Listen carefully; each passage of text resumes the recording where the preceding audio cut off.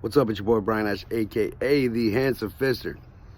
I know it's been a minute, guys, so bear with me a little bit. But I posted on Facebook a couple days ago the difference between a boss and a leader, and someone actually commented and said, "Well, yeah, I think there's a hybrid version because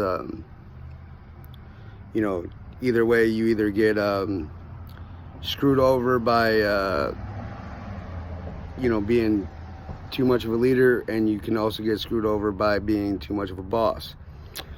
So I've been in the workforce since I was about 15, so we're talking 22 years. So I've seen both sides, boss, leader, and hybrid. Now it was just recently that I've seen hybrid, so I'm still trying to figure that whole category out. So and I actually had to really deep down and think about it, because he's more like a leader than he is a boss. So anyway, so in my opinion, a boss is demanding. They do it for ego. They do it for profit. They do it for the power, the power trip of being in control. They never take blame or accountability for anything that happens. They always have a scapegoat, and they are not willing to do the work with you. They tell you what to do, and they're unempathetic or have zero compassion for the people that are under their authority. And I've witnessed this so much in my career. And a leader, to me, a leader is somebody who first in, last out.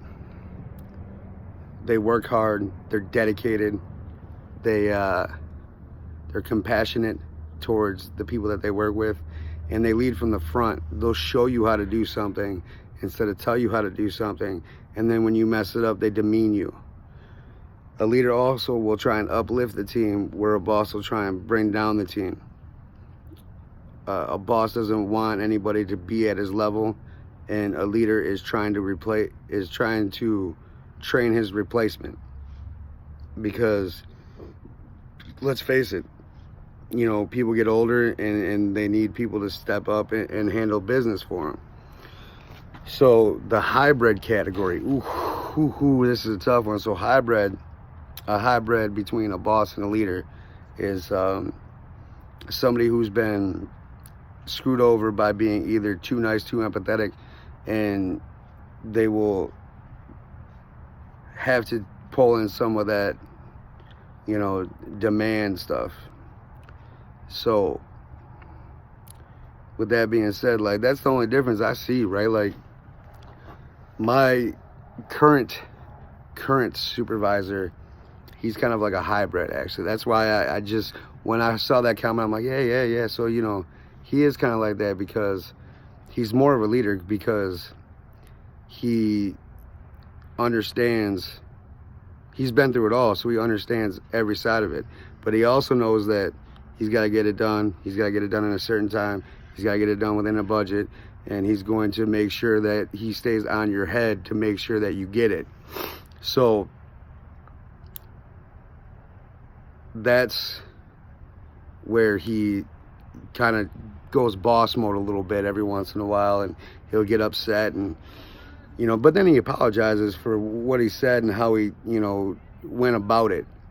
So I would I don't necessarily know. I'm kind of a pushover, so I guess but I guess I'm more in the hybrid category too, right? But I'm working on it daily. Wow, that guy was in a hurry. I'm outside the house.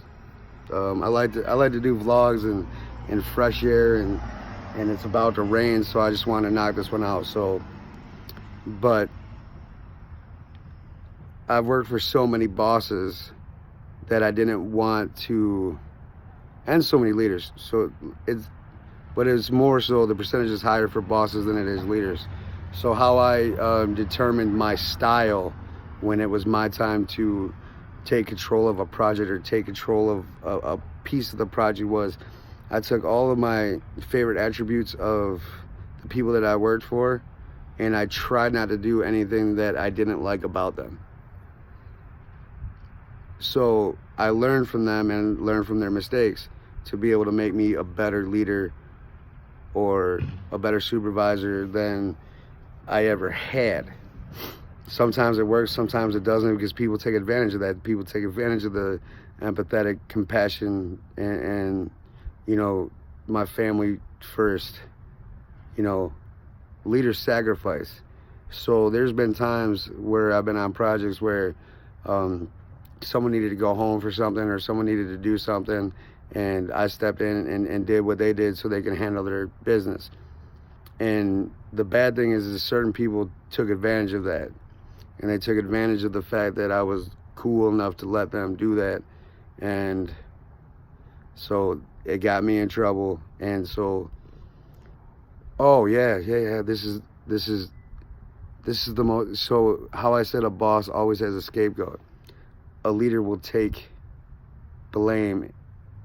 He'll take the blame, and then he'll talk to the team about it. He doesn't. As soon as he gets confronted, he never points a finger until he never points a finger. Period. You know, he'll take the beating, and then he'll go to his team and be like, "Yo, I'm taking a beating here, guys. Like we gotta do this, we gotta do that. Let's step it up a little bit." So, I'd like to thank everybody for your comments. I appreciated it, and I hope you guys like this video. I hope you guys share it, because I got a lot of feedback on that post on Facebook. So I appreciate you guys. It's your boy Brian H, aka The Handsome Fisher, and I'm out. Peace.